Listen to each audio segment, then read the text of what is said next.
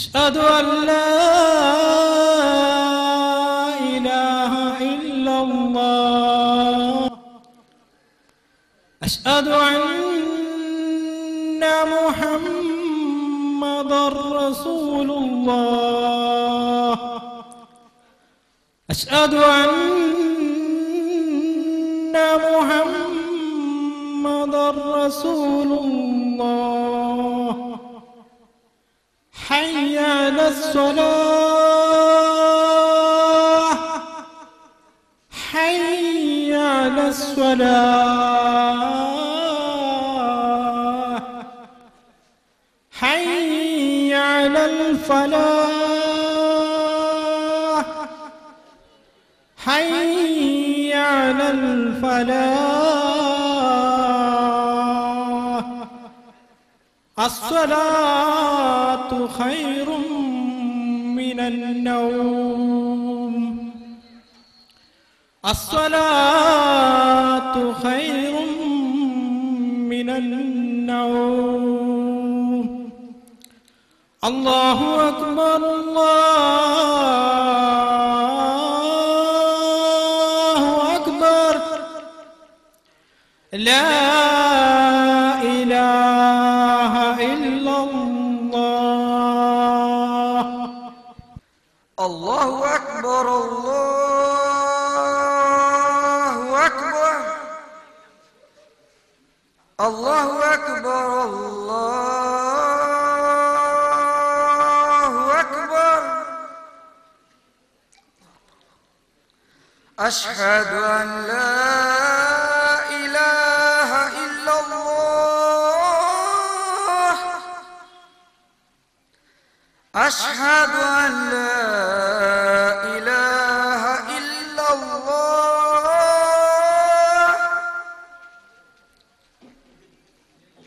أشهد أن محمد رسول الله أشهد أن محمد رسول الله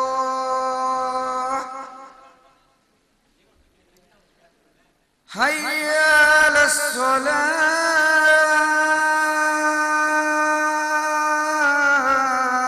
الصلاة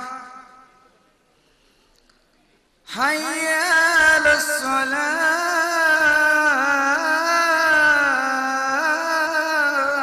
الصلاة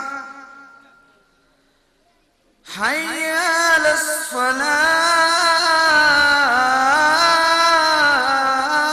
الصلاة حي على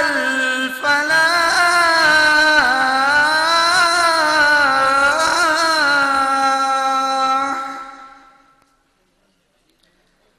الصلاة خير من النوم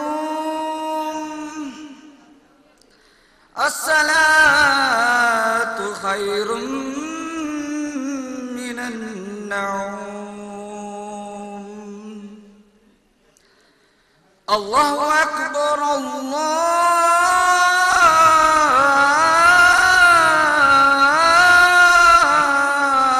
الله أكبر لا إله إلا الله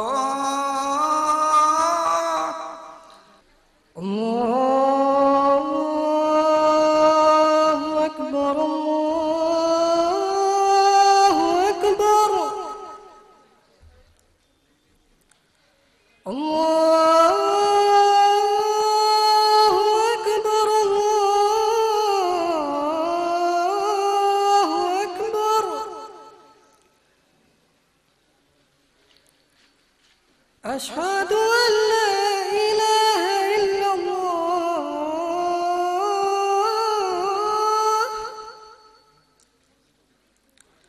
أشهد أن لا إله إلا الله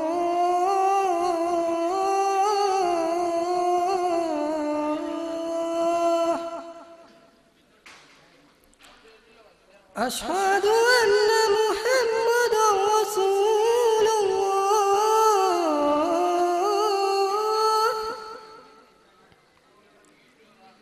أشهد أن محمدا رسول الله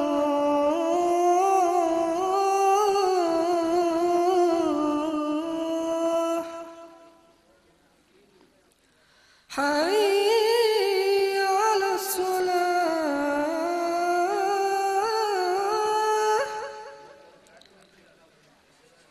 حي على الصلاة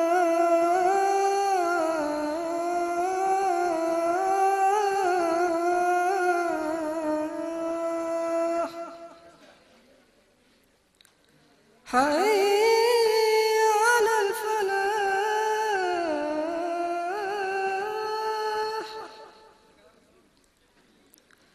حي على الفلاح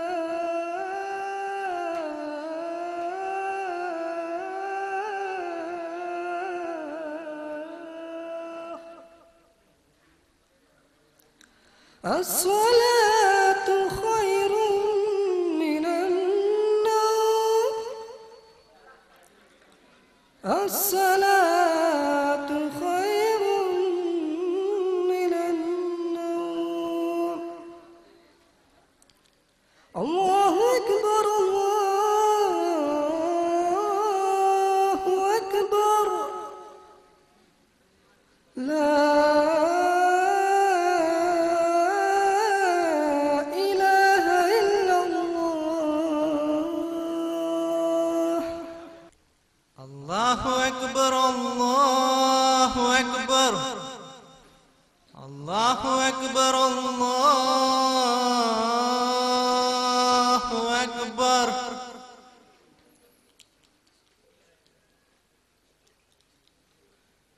أشهد أن لا إله إلا الله أشهد أن لا إله إلا الله أشهد أن محمدا رسول الله أشهد أن محمدا رسول الله حي على الصلاة حي على الصلاة حي على الفلاح حي على الفلاح الصلاة خير من النوم الصلاة خير من النوم الله أكبر الله أكبر لا إله إلا الله. ഇതോടുകൂടി ബാങ്കുകളുടെ മത്സരം അവസാനിച്ചിരിക്കുന്നു.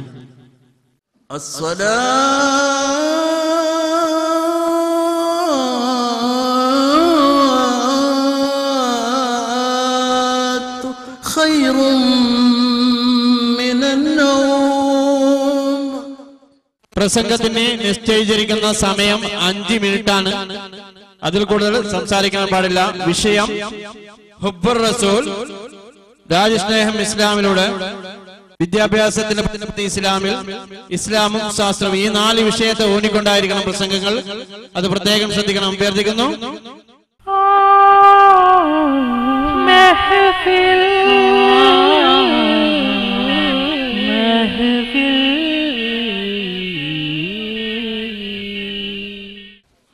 ബഹുമാനപ്പെട്ട സദസ്യരെ,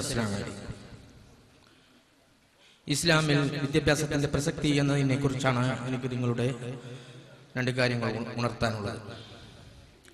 ബഹുമാനപ്പെട്ട റസൂൽ കരീം സല്ലല്ലാഹു അലൈഹി വസല്ലം തങ്ങൾക്ക്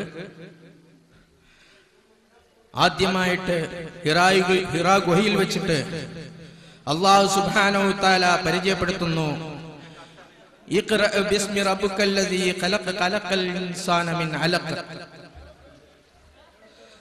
നിങ്ങൾ ആലോചിക്കുക, അല്ലാഹു സുബ്ഹാനഹു തആല പറയുന്നത് ഇഖ്റ, നിങ്ങൾ വായിക്കുവിൻ, നിങ്ങൾ ഓതുവിൻ, നിങ്ങൾ പഠിക്കുവിൻ എന്ന കാര്യം ആദ്യമായിട്ട് ലോകത്തേക്ക് പരിചയപ്പെടുത്തി തരുന്നത് വിദ്യാഭ്യാസത്തെ കുറിച്ച് ഓർമ്മപ്പെടുത്തിക്കൊണ്ടാണ്. അതിനുശേഷം റസൂൽ കരീം സല്ലല്ലാഹു അലൈഹി വസല്ലമ വീണ്ടും നമ്മളോട് ഉണർത്തുന്നു, ചൈനയിൽ പോയിട്ടാണെങ്കിലും നിങ്ങൾ ഇൽമ പഠിക്കുക എന്ന്. ചൈനയിൽ പോയിട്ട് പഠിക്കുക എന്നുള്ളതിനർത്ഥം ചൈനയും സൗദി അറേബ്യയും തമ്മിലുള്ള അന്തരം തന്നെ വളരെ ക്ലേശകരമായ നിലയിൽ യാത്ര ചെയ്തിട്ട് അവിടെ ചെന്നിട്ടാണെങ്കിലും നിങ്ങൾ ഇൽമ പഠിക്കുക എന്നത് അനിവാര്യമാക്കുന്നത് ഇസ്ലാമിൽ ഇൽമിനുള്ള സ്ഥാനം എത്രത്തോളം ഉണ്ട് എന്ന് കാണിക്കുന്നതാണ്. മറ്റേത് മതത്തിന് ഉണ്ട് ഇത് അവകാശപ്പെടാൻ? ഇന്ന് ലോകം ഇന്നേ വരെ ദർശിച്ചിട്ടുള്ളതിൽ വെച്ചിട്ട് ഏറ്റവും മഹത്തായ മതം നമ്മുടെ ഇസ്ലാമാണെന്ന് തെളിയിക്കുന്നതിനുള്ള ഒറ്റ ഒരു തെളിവാണ് ഇഖ്റ എന്ന ആദ്യ അക്ഷരം കൊണ്ട് തന്നെ വിദ്യാഭ്യാസത്തിന്റെ പുരോഗതി നമുക്ക് ലോകത്തേക്ക് കാണിച്ചു തന്നത്, അല്ലാഹു സുബ്ഹാനഹു വ തആല നമുക്ക് കാണിച്ചു തരുന്നത് എന്നുള്ള കാര്യം വളരെ പ്രസക്തമാണ്. ഇന്ത്യയുടെ ഭരണഘടനാടിസ്ഥാനത്തിൽ തന്നെ ഇസ്ലാമിന്റെ വിദ്യാഭ്യാസത്തെ കുറിച്ചിട്ട് പറയുന്നത് വിദ്യാഭ്യാസത്തിന്റെ പ്രസക്തി എന്നതിനെ കുറിച്ച്. വിദ്യാഭ്യാസം കൊണ്ട് എന്തിനാണ് വിദ്യാഭ്യാസം എന്നതിനെ കുറിച്ച് പരാമർശിക്കുന്നുണ്ട്. വിദ്യാഭ്യാസം ഡോക്ടറാവാനോ എഞ്ചിനീയർ ആവാനോ മറ്റ് ഇത്യാദി ശമ്പളം പറ്റുന്ന കാറ്റഗറിയിലേക്ക് അങ്ങ് ഉയർന്നു ചെല്ലാനോ അല്ല. നല്ല ദൃഢഗാത്രനും ബുദ്ധിമാനും യുക്തമായ സമയത്ത് വളരെ വ്യക്തമായ തീരുമാനങ്ങൾ എടുക്കാൻ കഴിയുമെന്ന വളരെ ശക്തനായ സൽസ്വഭാവിയായ ഒരു ഉത്തമ പൗരനാകാൻ വേണ്ടിയാണ് വിദ്യാഭ്യാസം കൊണ്ട് ഇന്ത്യ ഉദ്ദേശിക്കുന്നത്. ഈ ഇസ്ലാമും അത് തന്നെയാണ് ഉദ്ദേശിക്കുന്നത്. ഞാൻ ചെറിയൊരു കാര്യം കൂടി പറയാം. പണ്ട് ഞങ്ങൾ ചെറുപ്പകാലത്ത് പഠിക്കുമ്പോൾ ഞങ്ങളുടെ മദ്രസയിലുള്ള ഒരു അധ്യാപകൻ ഞങ്ങളോട് പറയുകയുണ്ടായി, എന്താണ് വിദ്യാഭ്യാസം കൊണ്ട് ഉദ്ദേശിക്കുന്നത്, വിദ്യാഭ്യാസം എത്രത്തോളം ഒരു മനുഷ്യന് കിട്ടുമെന്ന്. ആർക്കും ഞങ്ങൾക്ക് ഉത്തരം പറയാൻ കഴിയുന്നില്ല. അപ്പോൾ ആ അധ്യാപകൻ, മദ്രസ അധ്യാപകൻ ഞങ്ങളോട് പറയുകയാണ്, മഹാസാഗരമാകുന്ന വലിയ കടലിൽ നിന്ന് ലോകത്തിലെ ഏറ്റവും ചെറിയ പക്ഷിയായ ജറാദ് എന്ന പക്ഷിയുടെ കൊക്കിൻ കൂമ്പിളിൽ നിന്ന് ഈ കടലിൽ നിന്ന് കൊത്തിയെടുക്കാൻ വരുന്ന പാകത്തിൽ ആ കൊക്കിൻ കൂമ്പിളിൽ എത്രയാണോ ജ്ഞാനം കൊത്തിയെടുക്കാൻ പറ്റുന്നത്, അതാണ് ഒരു മനുഷ്യന് ആകെ കിട്ടാവുന്ന, അവന്റെ ആയുസ്സിൽ കിട്ടാവുന്ന ജ്ഞാനം. എത്ര ശരിയാണ്! അങ്ങനെയുള്ള കാര്യങ്ങൾ ചിന്തിച്ചു നോക്കുമ്പോൾ നമ്മൾ മനുഷ്യർ വളരെ നിസ്സാരം കൂടിയാണ്. അപ്പൊ നമുക്ക് രണ്ട് കാര്യങ്ങളെ കുറിച്ച് മാത്രം ചിന്തിക്കാം. ഇഹത്തിലെ വിജയകരമാകുന്നതും പരത്തിൽ വിജയകരവുമായ രണ്ട് തരം വിദ്യാഭ്യാസത്തെ കുറിച്ച് ചിന്തിക്കേണ്ടി വരും. അങ്ങനെ വരുമ്പോൾ ഭൗതികതയിൽ നിന്ന് ആത്മതയിലേക്ക് കടന്നു ചെല്ലണം. ആത്മവിദ്യാഭ്യാസമായ ആത്മീയ വിദ്യാഭ്യാസത്തിന്റെ പരമോന്നതമായിട്ടുള്ള ഭാഷയെക്കുറിച്ച് പഠിക്കണം, അറബി ഭാഷയെക്കുറിച്ച് പഠിക്കണം. അറബി ഭാഷ മുഴുവനായിട്ട് ഉൾക്കൊള്ളിട്ടുള്ളത്, നമ്മുടെ ഇസ്ലാമിക ചരിത്രങ്ങൾ പൂർണ്ണമായും ഉൾക്കൊള്ളിട്ടുള്ളത് അറബി ഭാഷയിലാണെന്ന് നമ്മൾ പഠിക്കണം. അങ്ങനെ പഠിച്ചു കഴിഞ്ഞ് ഇത് രണ്ടും നേടിയെടുക്കുകയാണെങ്കിൽ, ഇത് രണ്ടും നമുക്ക് ഗൃഹസ്ഥമാക്കുകയാണെങ്കിൽ ഇൻഷാ അല്ലാഹ് നമുക്ക് ഇഹത്തിലും പരത്തിലും ഇരട്ടി മധുരത്തോടുകൂടി നമുക്ക് സ്വർഗം പോകാൻ സാധിക്കുമെന്ന് ഞാൻ ഇവിടെ പറഞ്ഞുകൊണ്ട് എനിക്ക് ഈ നൽകിയിരിക്കുന്ന എളിയ അവസരം വിനിയോഗിച്ചുകൊണ്ട് ഞാൻ നിർത്തട്ടെ. അസ്സലാമു അലൈക്കും. അസ്സലാമു അലൈക്കും വറഹ്മത്തുള്ളാഹി വബറകാതുഹു. ഇസ്ലാം ശാസ്ത്രം എന്ന വിഷയമാണ്. അതിനെ ആസ്പദമാക്കിയാണ് ഈ ഉള്ളവൻ സംസാരിക്കുന്നത്. പരിശുദ്ധ ഇസ്ലാം ലോകത്ത് ഒരുപാട് മതങ്ങളും പ്രത്യയശാസ്ത്രങ്ങളുമുണ്ട്. ആ മതങ്ങളുടെയും പ്രത്യയശാസ്ത്രങ്ങളുടെയും കൂട്ടത്തിൽ വെച്ച് ഏറ്റവും ശാസ്ത്രീയമായ മതം പരിശുദ്ധ ഇസ്ലാമാണ്. ഇസ്ലാമിന് ഇതുവരെ ഒരു ശാസ്ത്രത്തെയും ഭയക്കേണ്ട ഗതികേട് പരിശുദ്ധ ഇസ്ലാമിനുണ്ടായിട്ടില്ല. ഏതെങ്കിലും ഒരു ശാസ്ത്രത്തെ തൂക്കിലേറ്റേണ്ട ഗതികേട് ലോക മുസ്ലിമീങ്ങൾക്കുണ്ടായിട്ടില്ല. എന്തുകൊണ്ടെന്നാൽ ഇസ്ലാം ശാസ്ത്രീയ മതമാണ്. അതിന്റെ ഗ്രന്ഥമായ വിശുദ്ധ ഖുർആൻ അത് ശാസ്ത്രീയ ഗ്രന്ഥമാണ്. അതിന്റെ പ്രവാചകനായ മുഹമ്മദ് നബി സല്ലല്ലാഹു അലൈഹി വസല്ലം അദ്ദേഹം ഒരു ശാസ്ത്രജ്ഞനാണ്. അദ്ദേഹം ശാസ്ത്രജ്ഞനെന്ന് ഞാൻ വെറുതെ അവകാശപ്പെടുന്നതല്ല. ആ മുസ്ലിം സഹോദരങ്ങൾ അവരുടെ ഗ്രന്ഥങ്ങളിൽ എഴുതി വച്ചതാണ് ഈ കാര്യം. Respected Muhammad is not a prophet, but he was prophet, professor, doctor and scientific. H.G. Wells എന്ന് പറയുന്ന ചരിത്രകാരൻ മുഹമ്മദ് നബിയെ കുറിച്ച് എഴുതുകയാണ്. മഹാനായ മുഹമ്മദ് നബി അദ്ദേഹം ഒരു പ്രവാചകൻ മാത്രമല്ല, അദ്ദേഹം ഒരു ഡോക്ടറും ഒരു പ്രൊഫസറും സയന്റിഫിക് ശാസ്ത്രജ്ഞനും കൂടിയാണ്. അപ്പൊ നമ്മുടെ പ്രവാചകൻ ശാസ്ത്രത്തിൽ ലോകത്തെ ഏറ്റവും അറിയപ്പെട്ട ശാസ്ത്രജ്ഞൻ. നമ്മുടെ ഗ്രന്ഥം കുൽ ഇൻ കുൻതും ഫീ റൈബിൻ മിമ്മാ നസ്സൽനാ അലാ അബ്ദിനാ ഫഹ്തു ബിസൂറത്തിൻ മിൻ മിസ്ലിഹി വദ്ഉ ശുഅദാഅഉം മിൻ ദൂനില്ലാഹ്. വിശുദ്ധ ഖുർആൻ ചോദിക്കുന്നു, കുൽ നബിയെ തങ്ങൾ പറയുക, ഈ ഖുർആനിന്റെ ഹദായത്തോട് ഈ ഖുർആനിനോട് സാദൃശ്യമുള്ള ഒരു ഗ്രന്ഥം നിങ്ങൾ കൊണ്ടുവരുവീൻ. ആർക്കാണ് ഇതുവരെ കഴിഞ്ഞിട്ടുള്ളത്? നമ്മുടെ കേരളക്കാരനായ ഇടമുറുക് ഒരു ഗ്രന്ഥം എഴുതി. ഇടമുറുക് എഴുതിയത് ഇസ്ലാം വിമർശനം പഠനം എന്നാണ് ആ പുസ്തകത്തിന്റെ പേര്. ഞാൻ എന്റെ സുഹൃത്ത് അബൂബക്കർ സാഹിബിനോട് പറയാണ്, എന്റെ കയ്യിൽ ഒരു ആനയുണ്ട്, നിങ്ങൾ ഇതുപോലുള്ള ഒരു ആനയെ കൊണ്ടുവരണം. അപ്പോ അബൂബക്കർ സാഹിബ് കൊണ്ടുപോയിട്ട് അദ്ദേഹത്തിന് പക്ഷിയൊക്കെ പോറ്റുന്ന ആളാണ്. അതിൽ നിന്നൊരു പ്രാവിനെ കൊണ്ടുവന്നിട്ട് പറയാണ്, ഇതാ ആന. ആരെങ്കിലും വിശ്വസിക്കോ? എന്നതുപോലെയാണ് സനൽ ഇടമുറുകിന്റെ, ഞാൻ വായിച്ചതാണ് ആ പുസ്തകം. എന്റെ സുഹൃത്ത് മനോജി എന്ന് പറയുന്ന ഒരു അഡ്വക്കേറ്റ് എനിക്ക് തന്നതാണ്. ഇത് വായിച്ചു നോക്കി നിങ്ങളെ ഖുർആൻ ഇതാണ്. യഥാർത്ഥത്തിൽ ഖുർആനും അദ്ദേഹത്തിന്റെ വിമർശനവുമായിട്ട് യാതൊരു ബന്ധവുമില്ല. ഇങ്ങനെ നാം നോക്കിയാൽ പരിശുദ്ധ ഇസ്ലാമിൽ ഒന്നും തന്നെ ശാസ്ത്രീയമല്ലാത്തതില്ല. അതിന്റെ കർമ്മങ്ങൾ, നമസ്കാരം, ഉളൂഹ്, ഹജ്ജ്, ഏത് നോമ്പ് എല്ലാം ശാസ്ത്രീയമാണ്. അപ്പോ 5 നിമിഷമാണ് നമുക്കുള്ളത്. ഈ 5 നിമിഷം കൊണ്ട് ഈ ശാസ്ത്രീയതയൊന്നും പറഞ്ഞു തീർക്കാൻ കഴിയില്ല. അതുകൊണ്ട് തന്നെ പറയട്ടെ, മഹാനായ ഐൻസ്റ്റീൻ എന്ന് പറയുന്ന ലോകപ്രശസ്ത ശാസ്ത്രജ്ഞൻ പറഞ്ഞു, a little science attack man from God but much of brings back to him. ദൈവ ശാസ്ത്രത്തിലുള്ള അഗാധമായ ജ്ഞാനം മനുഷ്യനെ ദൈവബോധത്തിലേക്ക് നയിക്കുമ്പോൾ ശാസ്ത്രത്തിലുള്ള അല്പജ്ഞാനം മനുഷ്യനെ ദൈവ നിഷേധത്തിലേക്ക് നയിക്കുന്നു. നമുക്കിവിടെ കണ്ടുവരുന്നതും അതാണ്. ഒരു MBBS അതിന്റെ താഴെയോ എന്തെങ്കിലും ഒരു ഡിഗ്രി കരസ്ഥമാക്കി കഴിഞ്ഞാൽ നമ്മളെ കൂട്ടത്തിലുള്ള പലരും ദൈവനിഷേധികളും ദൈവിക മത നിഷേധികളുമായി മാറുന്നു.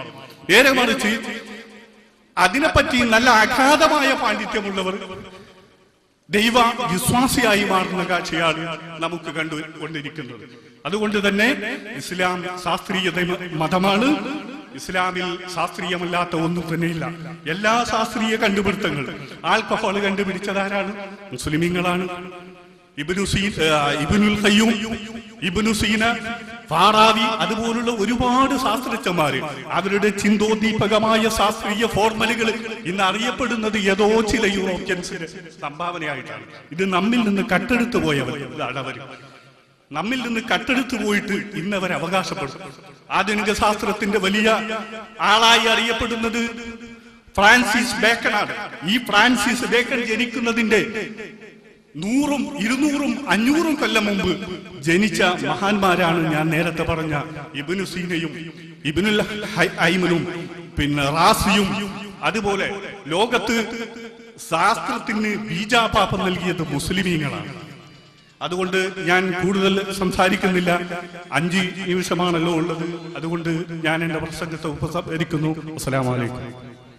അസ്സലാമു അലൈക്കും വറഹ്മത്തുള്ളാഹി വബറകാതുഹു.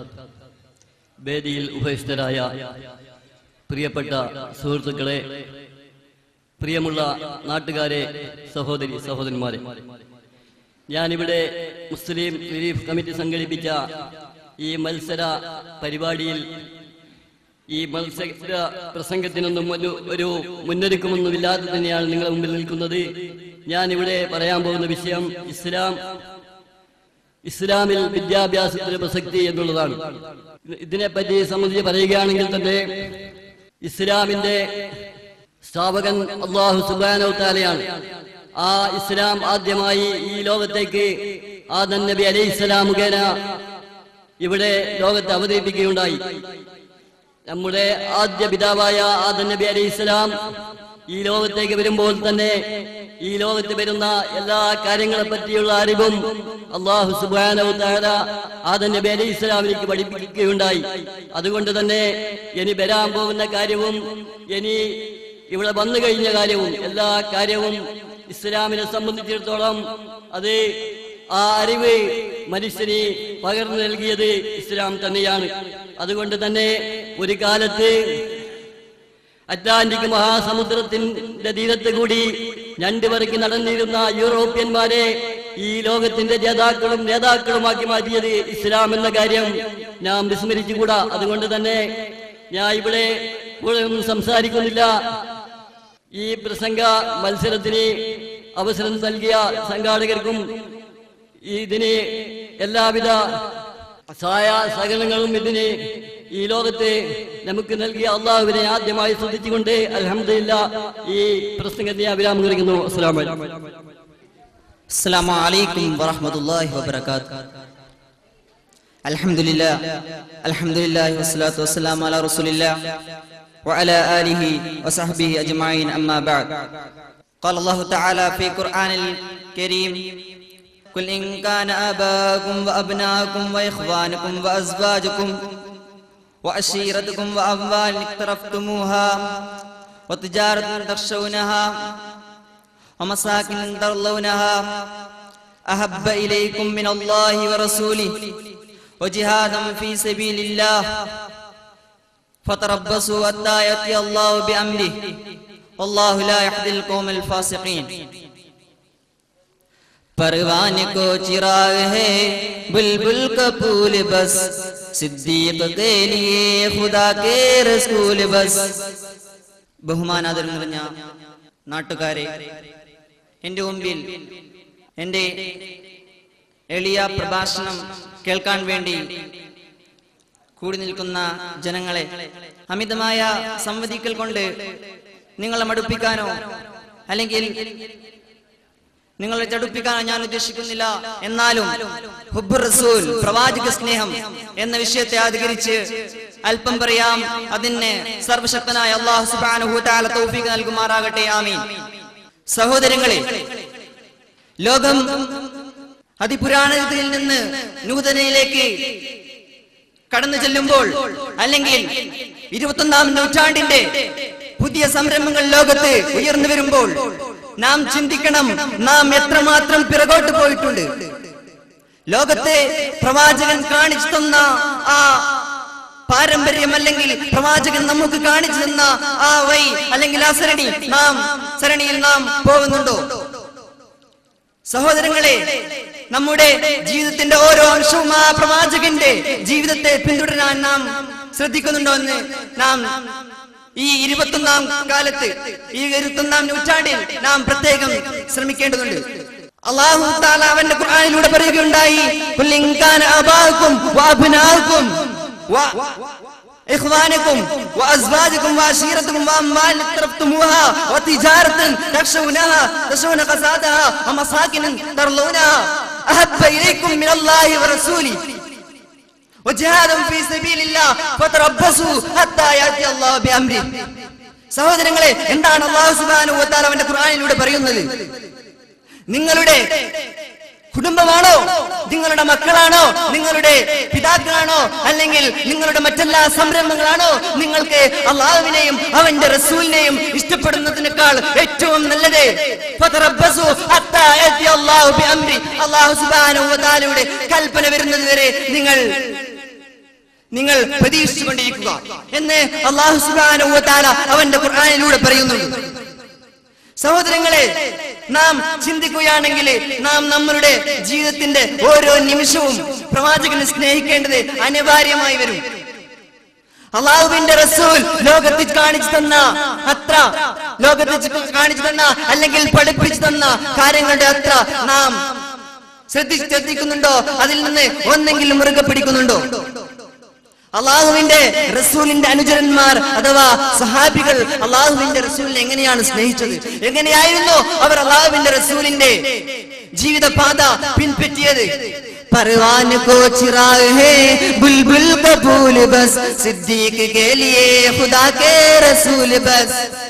യാം പാട്ടുകൾക്ക് വിളക്കുമതെങ്കിൽ परवान को चिराग है बुलबुल का फूल बस. ബുൽബുൽ പക്ഷികൾക്ക് പുഷ്പങ്ങൾ മതിയെങ്കിൽ സിദ്ദീഖ് के लिए खुदा के रसूल बस. സിദ്ദീഖ് റളിയല്ലാഹു അൻഹു അല്ലാഹുവിന്റെ റസൂലിനെ മതി. അവിടുന്ന് സിദ്ദീഖ് റളിയല്ലാഹു അൻഹു സ്വന്തം ജീവിതത്തിന്റെ എല്ലാ കാര്യങ്ങളും ഉപേക്ഷിച്ചത്. സിദ്ദീഖ് റളിയല്ലാഹു അൻഹു സ്വന്തം ജീവിതത്തെ അദ്ദേഹം ഒരിക്കലും ശ്രദ്ധിച്ചില്ല. റസൂലിന് എന്താണ് ആവശ്യമുള്ളത് എന്ന് നോക്കിക്കൊണ്ടായിരുന്നു സിദ്ദീഖ് റളിയല്ലാഹു അൻഹു അവിടുന്ന് ജീവിച്ചു കാണിച്ചിരുന്നത്. അതേ പാത തന്നെ ഉമർ റളിയല്ലാഹു അൻഹു സ്വീകരിച്ചു. അള്ളാഹുവിന്റെ റസൂൽ വഫാത്തായി എന്ന് കേട്ടപ്പോൾ ഉമർ റളിയല്ലാഹു അൻഹു അവിടെ നിന്ന് പറഞ്ഞു, അള്ളാഹുവിന്റെ റസൂൽ വഫാത്തായിട്ടില്ല. എന്നിട്ട് വാൾ പിടിച്ചുകൊണ്ട് വന്നു. അപ്പോൾ സിദ്ദീഖ് റളിയല്ലാഹു അൻഹു അവിടുന്ന് സമാധാനിപ്പിക്കുകയുണ്ടായി. റസൂൽ വഫാത്തായി എന്ന് കേൾക്കുമ്പോൾ പോലും അവിടുന്ന് പേടിച്ചു പോയി. ലോകത്തിൽ നിന്ന് റസൂൽ വിട്ടുപോയോ, അള്ളാഹുവിന്റെ റസൂൽ വഫാത്താവുകയോ എന്ന് പേടിച്ചു പോയി. റസൂലിനെ അത്രമാത്രം സ്നേഹിച്ചു. ഇതേപോലെ തന്നെയാണ് ഉവൈസുൽ ഖർനി റളിയല്ലാഹു അൻഹു സ്നേഹിച്ചത്. അതുകൊണ്ട് ഇവരുടെ പാത നാം പിൻപറ്റുക. റസൂൽ എന്ന ഇത്രയും പറഞ്ഞുകൊണ്ട് ഞാൻ എന്റെ വാക്ക് നിർത്തുന്നു. അസ്സലാമു അലൈക്കും വറഹ്മത്തുള്ളാഹി വബറകാതുഹു. അസ്സലാമു അലൈക്കും വറഹ്മത്തുള്ളാഹി തആല വബറകാതുഹു. യാ റബ്ബി ബിൽ മുസ്തഫാ ബല്ലിഗ് മഖാസിദനാ വഗ്ഫിർ ലനാ മാ മളാ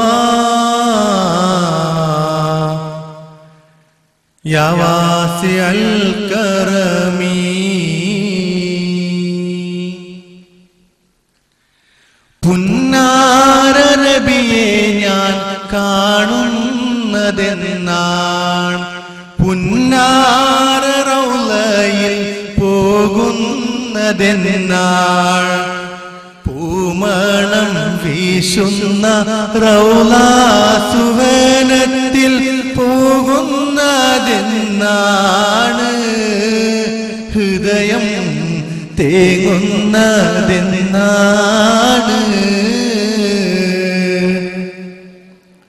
വേദിയിലും സദസ്സിലും ഉപവിഷ്ടരായിട്ടുള്ള രക്ഷിതാക്കളെ, ഉസ്താദുമാരെ, എന്റെ പ്രിയപ്പെട്ട സുഹൃത്തുക്കളെ, എന്റെ വിഷയം പ്രവാചക സ്നേഹമാണ്.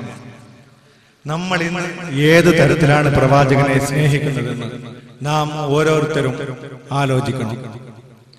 പ്രവാചക സ്നേഹം ആർക്ക് മുമ്പിലും പ്രകടിപ്പിക്കാനോ അല്ലെങ്കിൽ അതിന്റെ പവർ കാട്ടാനോ പ്രദർശിപ്പിക്കാനോ ഉള്ളതല്ല.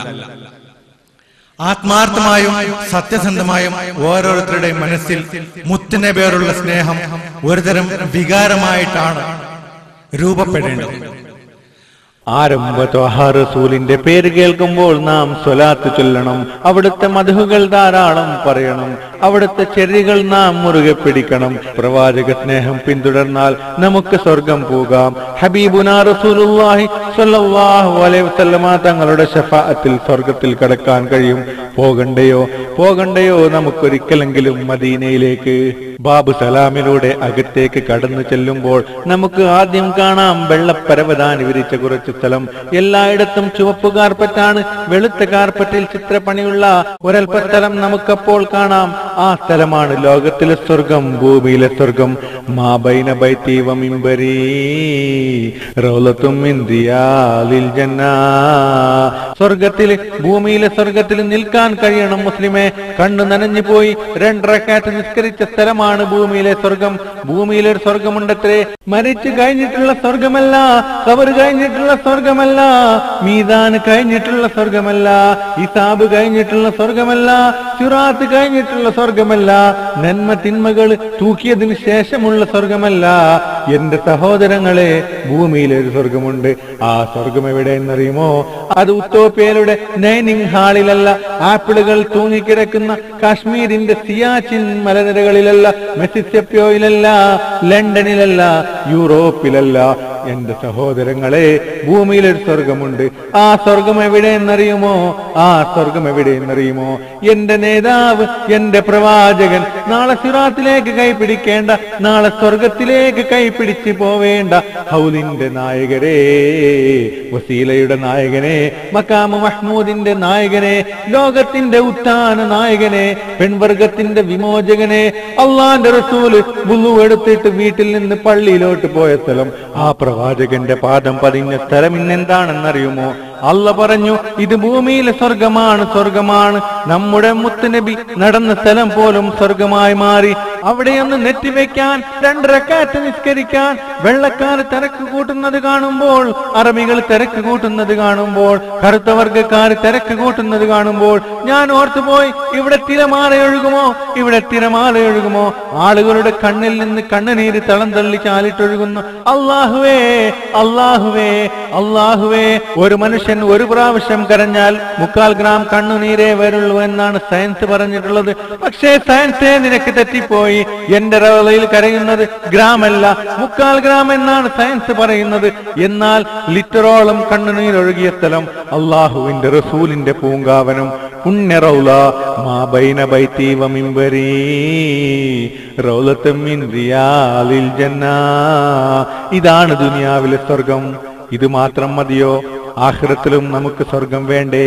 പിന്നെന്തിനാ പെണ്ണെ നീ പാടിയത്? ദഹീറത്തിലെ പെൺപിള്ളേരെ കണ്ടിട്ടാങ്ക് ബാ, ദീനാർക്ക് ബാ. പൊന്നുമോളെ, പൊന്നുമോളെ, അവിടേക്ക് വന്നാൽ നീ എന്ത് കാണിക്കാനാണ്? എന്റെ പൊന്നുമോനെ, അണങ്കൂർത്ത പിള്ളേരെ എന്ത് കാണാനാണ്? ചേലുള്ള പുള്ള എല്ലാ നാട്ടിലും ഇല്ലേ പൊന്നുമോനെ? 3 ദിവസം മുൻപ് ഉത്തരദേശം പത്രത്തിന്റെ തലക്കെട്ടിൽ കണ്ടതല്ലേ അണങ്കൂർത്ത പിള്ളേരെ? നമ്മൾ ഏത് നാട്ടിലെ പിള്ളേർ വന്നാലും മുത്തു റസൂലിന്റെ സൗന്ദര്യത്തിന്റെ 7 അയലത്ത് പോലും